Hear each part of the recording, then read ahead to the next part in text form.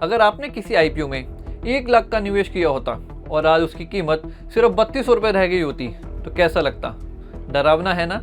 लेकिन ये कहानी असली है और सैकड़ों निवेशकों के साथ ऐसा हो भी चुका है। आपको बता दें, साल 2021 के बाद से भारत में आईपीओ की मानो बाढ़ सी आ गई। हर दूसरी कंपनी शेयर बाजार में लिस्ट होना चाहती थी। निवेशक भी पीछे नहीं थे, आईपीओ में जोरदार हिस्सेदारी ले रहे थे। कई ऑफर तो कई गुना ज्यादा ओवर सब्सक्राइब भी हो गए थे। लेकिन आज जब हम पीछे मुड़कर देखते हैं तो कई नामी कंपनियों के आईपीओ निवेशकों के लिए बुरा सपना बन चुके हैं। डेटा कहता है 2021 के बाद आए 280 आईपीओ में से 15 कंपनियों के शेयर आज अपने इश्यू प्राइस से 50% से ज्यादा गिर चुके हैं। हर चौथा आईपीओ आज 10% या उससे ज्यादा नुकसान में ट्रेड कर रहा है। ये है वो 6 कंपनियां जिन्होंने निवेशकों की पूंजी को लगभग खत्म कर दिया। सबसे पहले एजीएस ट्रांजैक्ट टेक्नोलॉजीज आईपीओ।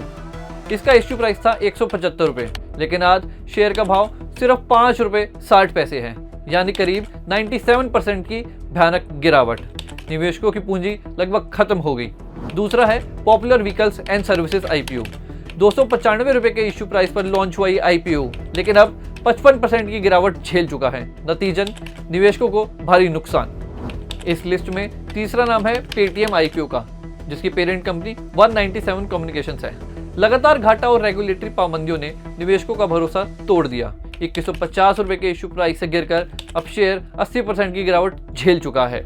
चौथा है star health and allied insurance. वित्त वर्ष 2024-25 की चौथी तिमाही में कंपनी का मुनाफा 99% तक गिर गया।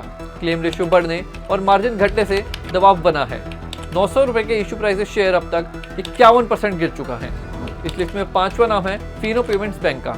कमजोर बिजनेस मॉडल और लच्चा शुरुआत ने निवेशकों को निराश किया। 570 से गिरकर शेयर आज 278 रुपीज पर आ गया है। इसका मतलब है कि शेयर में 52% की गिरावट आ चुकी है। ड्रीम फोक सर्विसेज आईपीओ। ड्रीम फोक सर्विसेज आईपीओ को 56 गुना सब्सक्रिप्शन मिला था, लेकिन प्रदर्शन निराशाजनक रहा।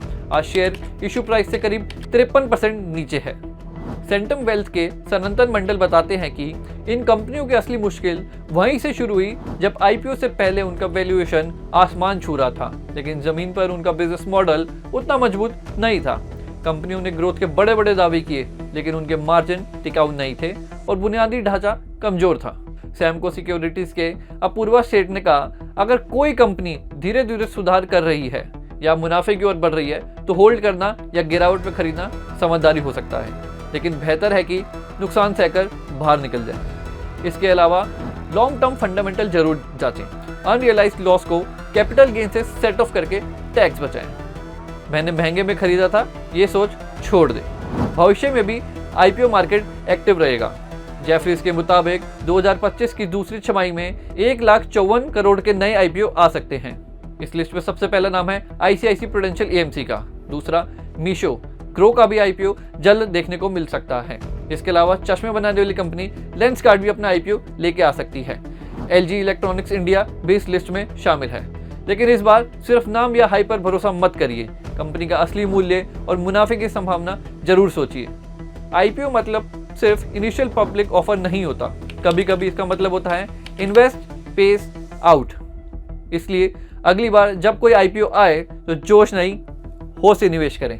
वीडियो पसंद आया हो तो लाइक जरूर करें, कमेंट में बताएं आपका क्या अनुभव रहा आईपीओ से, और शेयर करें अपने दोस्तों के साथ ताकि उन्हें भी नुकसान से बचाया जा सके। ऐसी वीडियो के लिए चैनल को सब्सक्राइब करना ना भूलें।